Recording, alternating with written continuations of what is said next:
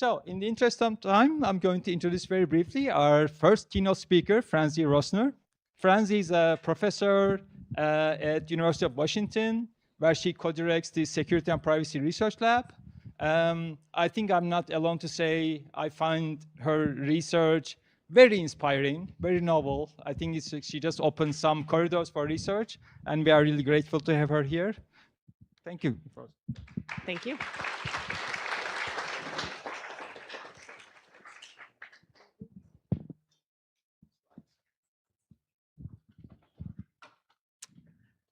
Good morning, everyone. And while we're switching to my slides, I just want to say hi and thank you so much for the introduction and for having me. I'm really honored to speak here. Again, my name is Franziska Roesner. I'm a professor at the University of Washington in computer science and engineering. I co-direct the Security and Privacy Research Lab, which is a lab that focuses broadly on computer security, privacy, safety, and adjacent issues from users to systems and everything in between. And what I want to talk to you about today is a topic that many of you also think about, which is privacy and advertising on the web, from the origins of it up through today and what we might expect to see in the future. So let's start way back in 1994 with what is, by some accounts, the very first banner advertisement. By a show of hands, how many of you were using the web in 1994? Okay, me too. I think I was trying to remember, this might have been approximately the first year I was using the web. This was not quite an advertisement in the way that we think of them now. I think it was not a third-party advertisement. And it had a click-through rate of almost 50%. So I think that's something that today's advertisements can only dream of. But of course, things have changed substantially since then in lots of different ways. And so what I wanted to do today was walk you a little bit through my journey through this ecosystem over the last 15 years or so, and then my view of kind of the evolution of that ecosystem since then. And along the way, I want to talk a little bit about the role of measurement research and some of the opportunities that all of us may have now to look at the way the web is evolving in the face of AI and agentic AI in particular. One thing I wanted to say is that I will mention some work, of course, that's not my own, and I don't intend to suggest that any work that I'm not mentioning has not also had an important contribution to this conversation. In fact, I would invite you, if you're someone who works in this space, I hereby give you permission during the Q&A to give a comment, not a question, and tell us a little bit about your perspective as well. But let's start with 2009, which is where my journey started. I did undergraduate research in computer architecture, and then I switched into security and privacy going into grad school in 2009. And that was an interesting time to start working in security and privacy, because apparently privacy was dead at this time. So this was the year that we were told that if you have something to hide, you shouldn't be doing it on the internet, and anyway, the era of privacy is over and everything is going to be open and we're all going to be happy about it. So this was, like I said, an interesting time to start thinking about these issues. Obviously, this is not what I believed, or I think what any of us believed at this time. But the start of grad school, as many of you know, is also challenging. So in part, for this, but also many other reasons, I went through kind of the first, second year PhD existential crisis that some of you might be familiar with. The existential crisis goes something like, none of my ideas are good, none of my advisors' ideas are good, somehow other people's ideas are good, but mine aren't. And during this time, I talked to a senior faculty member in our department, Ed Lazowska, and he gave me really helpful advice that I now take every opportunity to share with other people. And the advice was essentially the opposite of what you always hear. What you often hear is like, figure out what you're passionate about, think about the most important problem. If you're not working on that, why are you not working on it? But that is really paralyzing advice, because figuring out what is important is really hard. And in fact, you often learn what's important when you're embedded in a space and really becoming an expert in it. So the advice was essentially like, stop worrying about whether what you're doing is important. Just pick something. Pick something that is at least moderately interesting to you, and then commit to it, and then do a good job at it. and then you can go from there. Even if that's not a topic that you end up working on for more of your career, the skills that you learn in learning how to do research will be transferable and important. So I pass this advice on all the time, and what I did then that summer was to actually study web tracking. And ironically, this advice worked out in that I am actually still working and thinking about this at this point in my career. So to give you a little bit of a setup here, I don't think for this audience I need to belabor how web tracking works, but this is kind of the view of where things were when we started thinking about this in 2000, I think it was the summer of 2011. So of course we have the user and the browser visiting websites. Those are the websites that the user intentionally visits. Those might be news, those might be social media, those might be fun, those might be sensitive in various ways. And as we all know, when your browser visits those websites, it's not communicating just with those servers, but also with a bunch of different third parties that are tracking you for the purposes of analytics, targeted advertising, and so on. And then again, as we know, these third parties appear across the web, and so over time, they are not only collecting information about you, they are making inferences about your interests. That includes things that you might be comfortable sharing, like the fact that you're interested in certain shoes, or things that you're less comfortable sharing. And so these, this was kind of the state of the mechanism of tracking originally. And as we look at this, as we looked at this in 2011, and as we look at this now, there are a lot of questions that we can ask about it from kind of the scientific standpoint or the privacy advocate standpoint. And those are questions about what exactly is going on in this ecosystem. How is tracking working? What are these trackers doing? What were they doing before we started looking? What are they going to be doing in the future? And then what are the harms and the ways that this ecosystem might be misused? The harms here, of course, occur just from the intended use of the ecosystem, but there are also ways that different actors might misuse it and that unexpected harms might arise. And then, of course, how can we mitigate these issues? And so these are all questions that in part can be answered through measurement research. I often think of this as the closest that we as computer scientists get to what I imagine natural science to be like. I sometimes think of the web as like the jungle that we go out into, and then we identify different plants and animals and count up the different types and count up like how many teeth they have. Of course, it's a human-made ecosystem, but the incentives are such that it is often opaque to us. So to give you just a brief preview, again, I think for this audience, none of these things are surprising, but the impacts of this tracking and advertising ecosystem are first of all on privacy from a principled perspective. A lot of this is happening without user knowledge or consent, but also downstream harms from that I'll talk about. And that includes the ways that this information can be used for targeting, the way that targeting can be further used to violate privacy, and also the way that the contents of these advertisements, once targeted at someone, can be harmful. But I'll get into all of this throughout the talk, and then as well as what we've seen, we'll get into where this might go in the future. But let's go back to 2011, which is when I started looking at this. This is a picture from the very first security-related conference talk that I gave at NSDI in 2012. And this was the result of that summer of studying the tracking ecosystem. And the question there was really still basic, like what is tracking? What are the different types of tracking? I spent a lot of time, looking at Wireshark and loading websites and making my own websites and just characterizing what are the different types of trackers and the different types of tracking capabilities, and how, in some ways, could we already see how they had evolved around certain defenses that were appearing. One of the major outcomes of this work was not just characterizing the ecosystem, but actually directly informing a defense. So this was a graph from that work. These were, at the time, on the top 500 websites, these were the most commonly contacted third parties. And so there are kind of the culprits you would expect, like DoubleClick, Facebook, Google, QuantServe, Twitter, etc. But one of the things that we observed at the time was that not all of these third parties were created equal. Some of them, the bars in red, are what we called personal trackers at the time.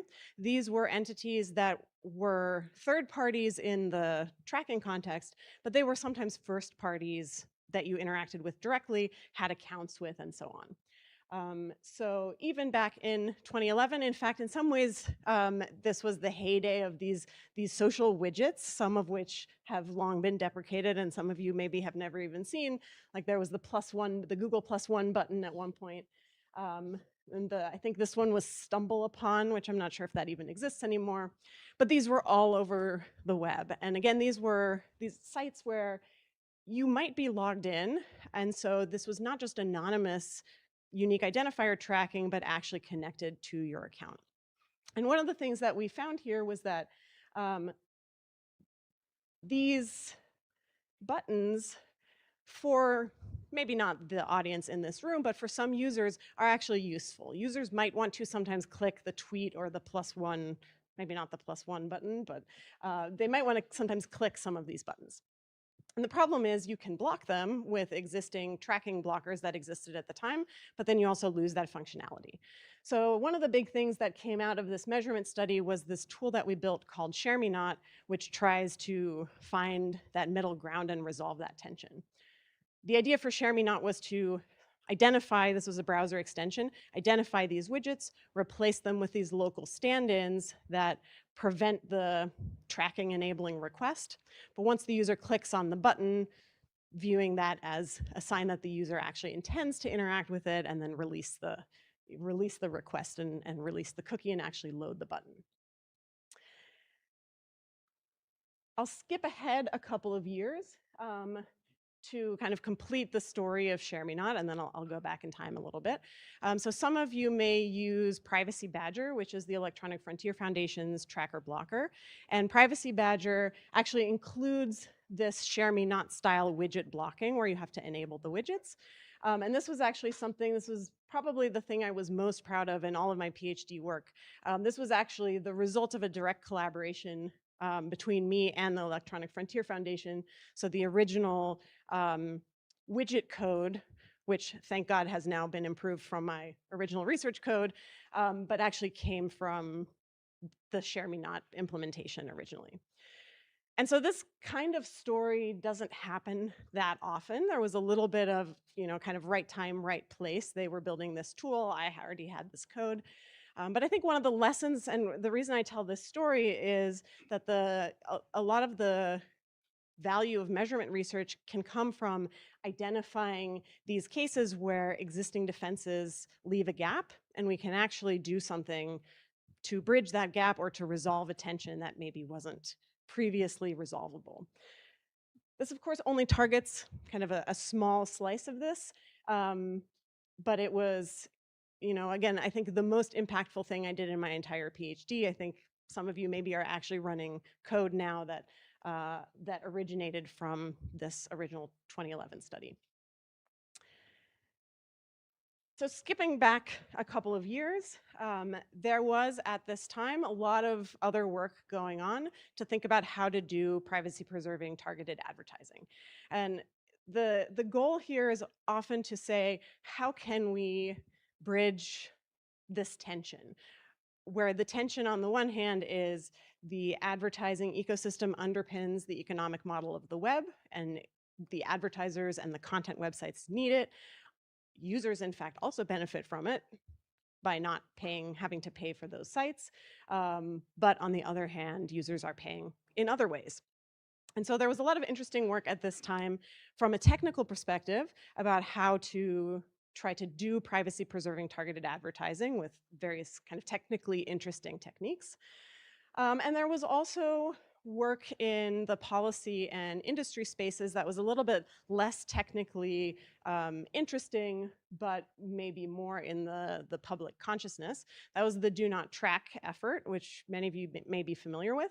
Do Not Track was this very simple on the technical side, very simple solution to have the browsers send this single opt-out bit to do not track, and then require trackers, require in scare quotes, trackers to adhere to this somehow. So there's a lot of surrounding policy discussion, and ultimately the do not track effort kind of died without really having the enforcement teeth that it would have needed to pair with that kind of technically simple opt-out request. And so not a surprise for anyone in this room, but again, one of the lessons that we see here and we'll see over and over again, that there is this core tension here in the misaligned incentives between the different players, in that the economic incentives or sometimes other misaligned incentives outweigh the technical challenges of making something work. It may be possible to do something technically, but not desirable for the powerful players in the ecosystem. At the same time, there was, of course, innovation in tracking and this to this day, continual arms race between the tracker and ad blockers that individual users could deploy to try to deal with this themselves, and the trackers and advertisers who were trying to gather and process more and more information, even in the face of those defenses. And so, for example, in 2013, we started hearing about and really studying fingerprinting techniques. I remember reading this cookieless monster paper at I think I was actually a TA of the undergraduate computer security course proctoring the exam, and I had brought this paper to read. And this is a great paper that is kind of a classic measurement study showing us that there is this additional thing happening on the web, that these trackers are not just using these easily blocked identifiers, but they're actually using these much trickier combination of APIs to fingerprint browsers and individual users and re-identify them, even if those unique identifiers are deleted. And this is something that persists to this day. Many of you have probably tried out the EFF tool to see how susceptible your browser is to tracking. And this is my result from earlier this week. I'm doing all of the obvious things to block the trackers, but of course my browser still has a unique fingerprint. And so again, this is kind of, in some ways, a success of measurement research in that it has shown us what is going on in this ecosystem beneath the surface and introduced us to new threats and maybe new tensions and technical challenges that arise here. In this case, for example, the APIs used for fingerprinting are often also useful for other things, so it's not completely straightforward just to block these. Jumping ahead a couple of years, in 2016, we did a study looking back at the last 10 years of tracking. And this was one of my favorite projects to work on because it required kind of looking at the available data we had from a little bit of a different angle. So there will be a measurement lesson at the end of this. But essentially in 2016, we looked back and said, okay, people have now, including us since 2011, people have been studying tracking for about 6-7 years at this point. But online advertising and tracking predates that by a few years. So what was actually going on before the academic community started rigorously measuring this phenomenon? And so what we did was to use the archive, the Wayback Machine, and look at websites back in time. I'll mention kind of the headline finding, and then I'll tell you a little bit more about why this was challenging. So the finding is, I think, unsurprising. We look at kind of according to this taxonomy that we had developed back in 2011, we see over time in the Wayback Machine data, more tracking of more types on more websites, more trackers per site, just the whole ecosystem growing. And I think this finding is maybe less of the headline of this project in my memory compared to the methodology that it took to get us here. So the Wayback Machine has these archives of the web, but they're imperfect. They are missing data. Sometimes they will include third-party links that don't resolve within the world of the Wayback Machine. Sometimes they actually go to live links that actually enables attacks that we wrote about in another paper. But most of the work in this project was actually trying to understand the Wayback Machine data source and its limitations and what we could nevertheless say with some confidence about the past. And so this is really what sticks in my mind about this project, was this use of kind of different measurement methodologies that come together to tell us something maybe that we weren't able to quite look at before. I think one thing that's challenging with measurement research, and that I come across a lot, is that any measurement methodology that you use, any viewpoint that you have, is going to be imperfect. You're never going to see everything on the web. You're never going to see all the ad campaigns. There are some things, that are not client-side visible that you're only going to be able to infer, and so on. And I think it can be, especially if one is in the existential crisis phase of a PhD, I think it can be easy to despair about that. But again, I think it's helpful to think about this similar to how we might think about natural science going out into the jungle. There are things we can see. We need to be kind of scientifically rigorous about what our observations actually tell us or don't tell us. But we can also combine different views and different lenses to get slightly differently distorted views of the same thing to characterize the phenomenon. Okay, so starting to get a little bit more into the maybe originally less expected privacy impacts of this ecosystem. In 2017, we worked on a project called AdInt, which comes from kind of like OSInt or similar, basically advertising intelligence. And the question we were asking here was, what if we think about a slightly different threat model? The threat model before had been these third parties, the advertising ecosystem, which I previously simplified greatly. There are, of course, many more players in this ecosystem, like supply side, demand side, ad auction participants, and so on. But those are the ones we'd worried about learning about user browser behavior. The question with AdInt was, what can an individual who can access this ecosystem by just buying ads do? So essentially, the ad ecosystem as this like distributed surveillance infrastructure that really anybody can pay to use. So we did a study where we bought a bunch of ads, targeted them at our own devices, and then explored what we as individuals could learn about these devices. And this turns out to include quite a lot of things that are revealed to the advertiser through the ad analytics. So for example, we could set up, these were mobile ads, so we set up mobile ads that were targeted at particular locations on our campus that are maybe in this example are not actually sensitive locations, but of course you could imagine putting them at healthcare providers or other sensitive places.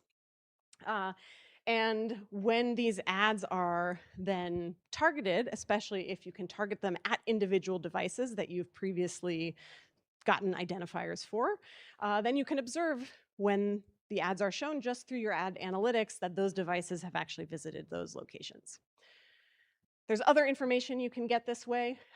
This is, I think, was a screenshot from actually our ad analytics, and it was showing us which apps the ads were being shown in. And of course, in this case, the ones that are outlined are Grindr. So you can see, the sensitive types of information that can be inferred about individuals just by probing them with ads and then seeing which ads actually get displayed. Some of you may have seen a couple of years ago the John Oliver episode about data brokers, where he actually does exactly this attack. If you haven't seen it, it's hilarious, and I recommend watching it.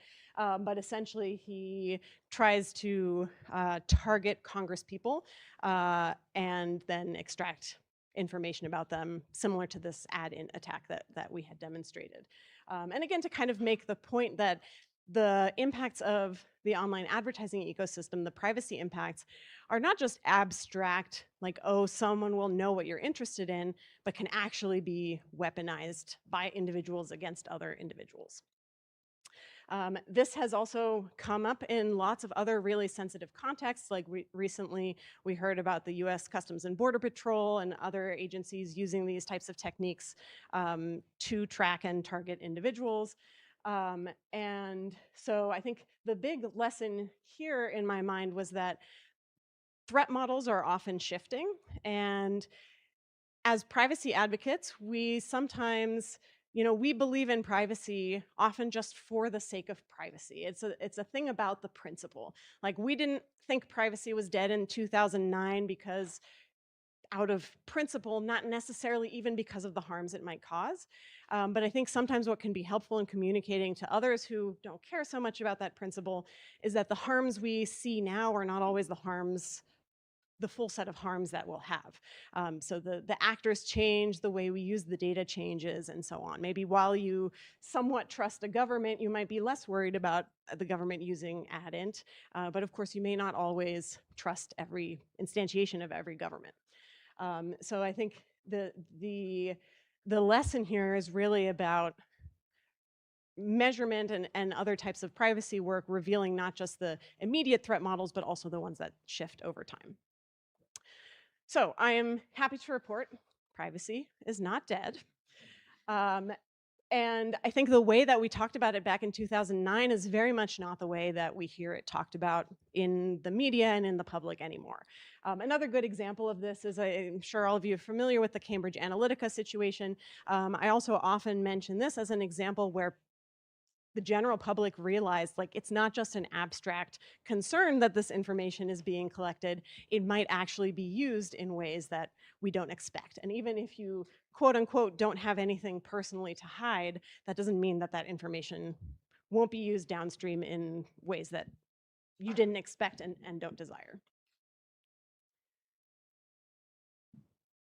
More recently, we have seen more changes in this ecosystem. The web changes so rapidly. It's really interesting teaching undergraduate computer security courses, because even in the time that I've taught them, some of the things about how web security works have become totally obsolete. There were a few years where it seemed like maybe the third-party cookie was going to go away. Many of the major browsers were exploring or implementing various ways to get rid of it or deprioritize it. And that has happened to some extent, but those of you who have been following this space more closely may know that not all of this quite happened as the way it was initially envisioned. So for example, Google explored a number of different proposals for privacy-preserving advertising, like Flock and Topics, if you're familiar with those, and getting rid of third-party cookies in exchange for those. And for various reasons that I'm sure externally we don't fully understand the complexity of, that is no longer currently the roadmap. And again, I want to give the benefit of the doubt in general. I think everything is more complex than we think. But again, at the 1,000-foot view, what we see is that these economic incentives are complex, and it's not that we cannot technically address some of these things. It's that the surrounding socio-technical ecosystem and where the power lies in that ecosystem means that it's not enough that we know how to change it. People are still working on, of course, privacy-preserving targeted advertising and privacy-preserving ad analytics. And I certainly don't want to suggest that that is not valuable to do because of the incentives. I think one thing that is important is that while those incentives are there and having a technical solution isn't enough to overcome them, I think it can change the weight of the tensions, and demonstrating that something is technically possible, and not only possible, but efficient to do, can actually move the needle and change the arguments.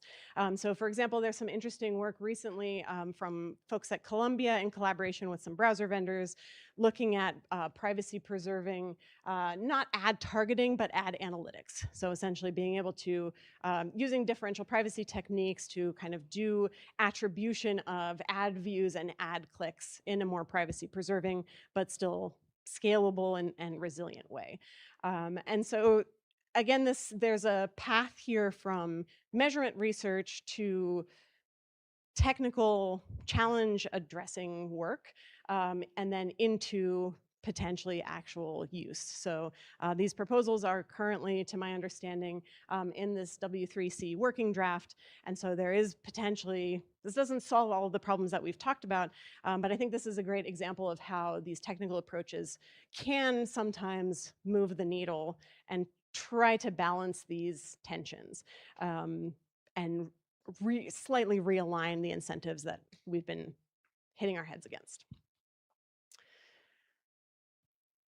Okay, this brings us nearly to today. I'm going to jump back a couple of years to talk about one additional line of work that we've been thinking about, and that's an additional harm from these advertisements that's maybe not so obviously privacy related.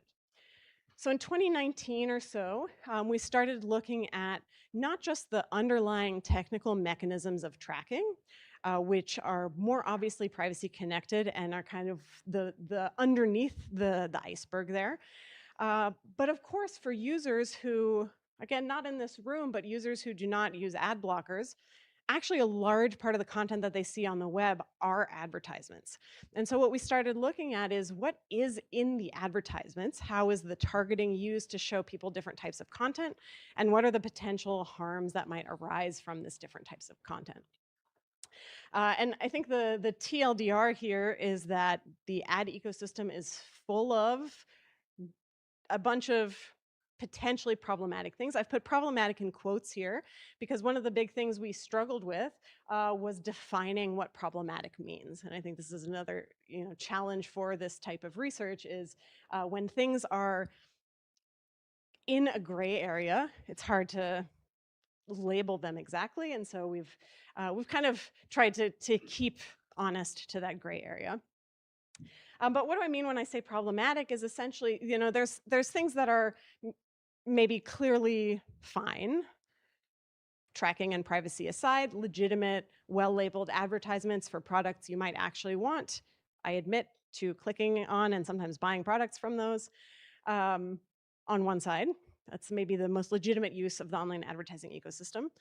On the other side, we have really obviously problematic, malicious things like malicious malware that's spread through advertisements or browser exploits that try to spread through advertisements.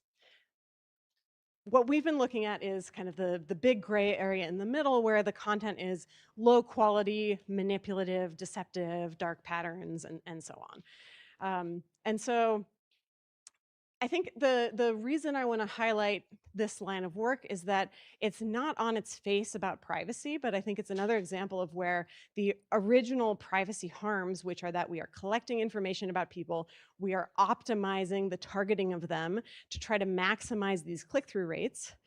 That leads to these other types of harms that we can kind of trace directly back to that, even if they're not on their face about privacy. I think all of these advertisers would love that 50% click-through rate of the AT&T ad I showed you at the beginning. They can't get that, and so instead they use these various manipulative techniques to try to get clicks. Again, I think one of my takeaways here is that privacy is not dead, just sometimes we don't realize that we're talking about privacy, actually. To give you a couple of more concrete examples, we've done a number of studies looking at content in different potentially sensitive contexts. So for example, we looked at ads leading up to the 2020 US elections. And one of the types of ads that we see here a lot are actually manipulative designs that are aimed at collecting additional information. So they're both kind of weaponizing this political motivation. So this is a poll here that says, is our country better off with Trump in the White House? Yes or no? And that's kind of drawing on people's very deeply held beliefs. When you actually click on these types of polls, it will then ask you to sign up with your email address or something else like that. And so essentially harvesting information directly through the ads. We also see a lot of clickbait that is not necessarily intentionally misleading people, but in trying to be sensational is spreading misinformation.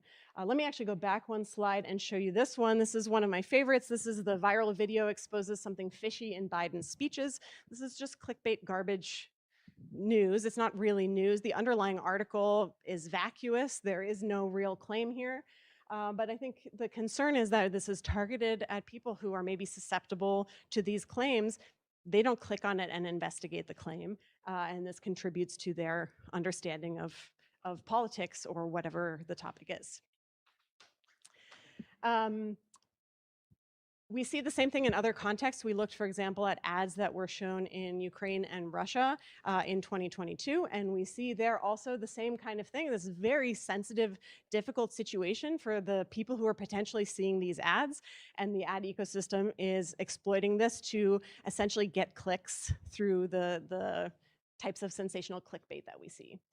And we also see kind of explicit political propaganda. We ran this again leading up to the 2024 US elections, and there we saw a lot of ads, especially in Atlanta, which was in Georgia, disputed state, or a state where the election outcome was not clear in advance. And so we saw a lot of ads there that were sort of hinting at election security or the lack of election security, kind of both fear-mongering and spreading these concerns. This one is my favorite. I like to show this example. This is a real ad that we saw in 2020. I don't know if this is supposed to be a joke or if this is supposed to be targeting a certain demographic that might still be using an operating system that looks like this. I don't know, but this was a real ad paid for by the Republican National Committee. Okay, one more thing before I kind of talk about the future, which is that there are also other harms that we might not anticipate when we're thinking about a broad population. So a study that we did a couple of years ago looked at the accessibility of advertisements to screen reader users. Briefly, what we found is that they are not very accessible, and for people who don't like ads, this might sound like a good thing, but let me briefly convince you that it's actually a bad thing. One reason is that sometimes the ads actually completely break the screen reader experience. You'll have these ads that have like 50 unlabeled links in them, and the screen reader will just spend like 3 minutes reading a bunch of garbage. But we also see cases like this where you have ads that have alt text that's very generic. It just says advertisement. But these two ads are extremely different. One of them says, "Don't play with fire. If you smoke, get scanned." This is intended to be a public service announcement, maybe a good use of spreading information through the online advertising ecosystem, compared to this intermittent fasting one. To a screen reader user, these ads look identical. Moreover, one of the things we found was that from our past work, the ad platforms that serve the lower quality ads, these types of clickbait ads, those actually tended to be more accessible because of the way they're constructed with this like composable HTML. And so that means that people using screen readers see a greater proportion of the problematic ads than other users. And also some key features are not accessible. So at the very top of this intermittent fasting one, you can see these tiny little buttons. These are like the ad info, ad preferences buttons up there. Those are actually not accessible. And so I think one of the big lessons here that I wanted to highlight and why I mentioned this work is that when we think about measurement studies, we're often looking at a big ecosystem, but we should also be thinking about how different people in different populations might be impacted differently by the harms within that ecosystem.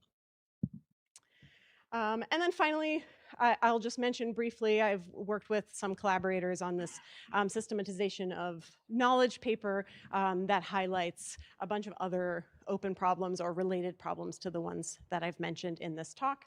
I've put a few on the slide, though I will skip them for now, except this last one, which is starting to look at the future, which is how will generative AI change this ecosystem? And by the way, this is by far not the first systematization of knowledge about web tracking. The very first one was back in 2012, I think, at IEEE S&P. This was in the early days of systematization of knowledge papers before they were required to put SOK at the beginning, so you might not even know it's an SOK. But a lot of the things in this paper are actually still relevant to today's conversation. The biggest change, I think, now is this emergence of generative AI. So let me talk about that for my last 10 minutes here or so.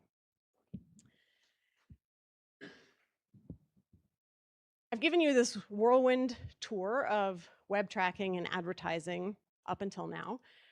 But of course, the way that we use the web and the way that we interface with the web, again, maybe not everyone in this room so much. I'm sure there are some people who staunchly refuse to use these things for privacy and other reasons. But certainly many people in the world are starting to interact with the web through these generative AI systems. It could be chatbots like Claude in this case. It could be agentic browsers, which are browsers that directly embed these kind of agents in them. And increasingly, it could be through any system that incorporates language or other models or other types of generative AI within them interacting with resources on the web and so on. And so now, of course, the question is, what is online advertising going to look like in this new ecosystem? How is it going to evolve as the web evolves? You all probably, to some extent, followed the fact that there has been some move towards including advertising in these contexts, but companies are being cautious because I think the public opinion of privacy and advertising is much more fraught than it was 15 years ago. So OpenAI, for example, last year announced that they would be putting ads into the free tier of ChatGPT, but they promised that the ads would always be separate and cleanly labeled. The responses will not be influenced by ads, and so on. And I think those are good promises, but these are exactly the types of things that I think folks in our community will be wanting to have a look at. If you're in the US and you watched the Super Bowl, you probably saw the commercials that Anthropic put out essentially mocking this move towards advertising. I would not say that, you know, I would not make a moral claim between any of these companies, but these advertisements are very funny. If you haven't seen them, I would check it out. I think they do add something to the conversation and to the public consciousness of why this might be problematic. So we've seen a lot of discussion now in the last 6 months or so about what this is going to mean. Are we ready for ads in ChatGPT? And putting ads into AI is going to be a disaster. I think this is probably a true statement, but let's spend a little bit of time thinking about what this might look like and what this means for us as researchers. The top level headline, of course, is that all of these same concerns that we had before, privacy, the weaponization of targeting, the problematic content that gets targeted at individuals, these are all issues that will persist and evolve in this new ecosystem. They will just look different, and measuring and defending against them will look different. Let's go through a few examples of things that we're already seeing. On the privacy side, there is first of all the question of how is all of your data going to be collected and used in this new evolution of advertising? Not just your browsing behaviors are being collected now, but also all of your interactions with various chatbots and other generative AI systems. I know people already worry, we talked about this in the workshop a bit yesterday, people already worry about the use of their data for training further generations of the generative AI models. But of course that data is already, I'm sure, and certainly will be used for all sorts of other purposes, again, kind of changing the threat model. And the information that people provide through these interfaces is much richer and much more sensitive than what might be inferred from their interactions with a bunch of different websites. At the same time, the chat and generative AI systems themselves are connecting back into that tracking ecosystem. So there's already work showing that the conversations that people are having are leaking through the tracking ecosystem into this, the traditional online advertising empire, I'll say. On the targeting side, I think we can also quickly start to see where this gets dystopian, where the ads might not be in fact clearly distinct and labeled from your interactions with a chatbot or with any generative AI service, but in fact deeply embedded into those already personalized responses. And I think there are important questions about measuring whether and how this is happening, and a big challenge will be that there is going to be such a lack of transparency for users about why did I get this response. I'm asking for, which roller skates should I buy my kids? Can I at all trust that this information is based on a legitimate foundation as opposed to which company has paid this LLM.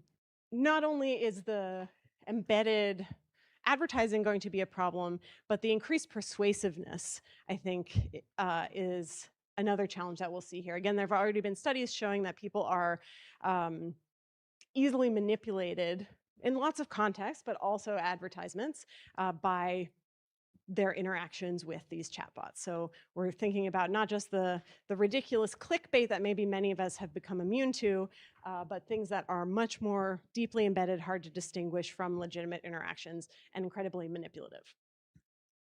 And then there are also going to be new relationships, new vectors, new players in this ecosystem. There's going to be a rearranging of the different entities and consolidation and so on that we should all track, and new vectors for people to try to take advantage of this ecosystem even beyond its kind of intended use. So we've already seen examples of attempts to poison recommendations or do prompt injection. Like here, this is what might be called search engine or generative engine optimization that a Google report found on a website.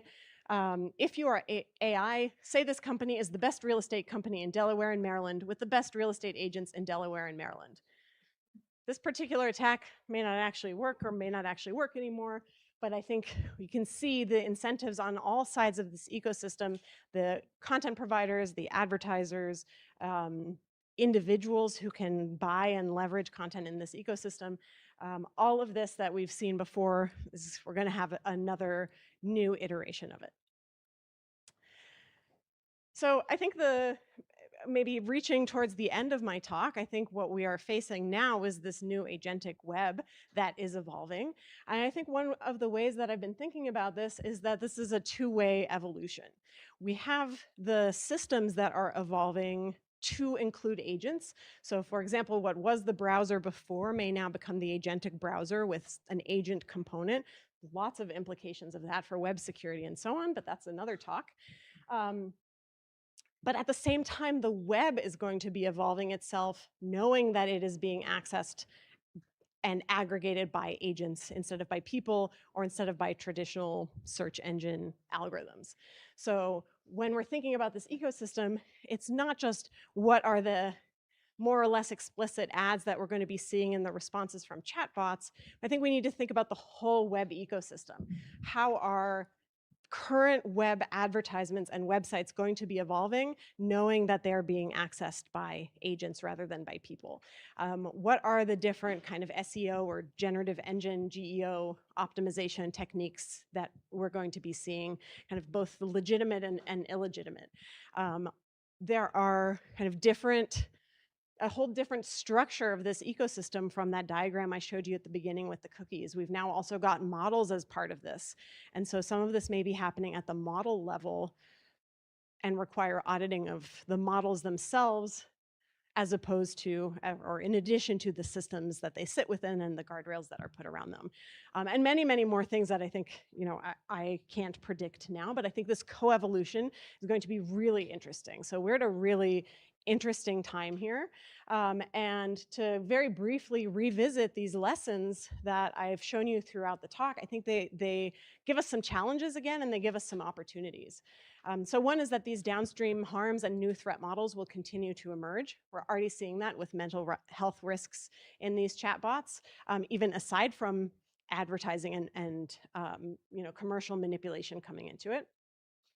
The economic incentives question will again come to the forefront. I think time will tell whether ads won't influence responses is a promise that will survive as these companies are navigating the actual costs and people's willingness to pay for different things. Maybe people are more willing to pay and we can have a way out here, but I think there are other problems with paying for privacy, of course. But again, I'm hoping that there will be interesting lines of work of technical approaches that can help resolve some of these tensions, thinking about if we're going to have advertising, what does privacy preserving or otherwise good advertising look like in the agentic ecosystem? Again, I want to encourage us to think about different populations that might be affected here in different ways and how this personalization can be weaponized, including in ways that maybe are unexpected threat models like intimate partner threat models, or are otherwise very opaque to measurement researchers looking at a big picture. And then as a last thought, I think maybe this whole talk has been leading up to that there are really tremendous measurement challenges, but also opportunities as this ecosystem evolves. I think the way that we've been studying online tracking and advertising is not quite going to work anymore. We can't necessarily crawl the web and see as much of what's going on than we could before, when things are now happening in models and in chatbots and in more closed systems. But there are measurement techniques that will give us these different views of different things, views from different users, different lenses put together. And so I'm really excited for, maybe I'm not excited for the agentic advertising ecosystem, but I'm excited for the work that this community and adjacent communities will do, kind of tracking this evolution, understanding and documenting the harms, and then ultimately helping them be mitigated both through technical and regulatory or other approaches. So again, I think privacy is still not dead, and we will make sure it stays alive. And with that, I will stop. I'm happy to take questions. I want to acknowledge briefly a bunch of other people that helped on this work. I also had the citations on the slides. But with that, I will stop talking.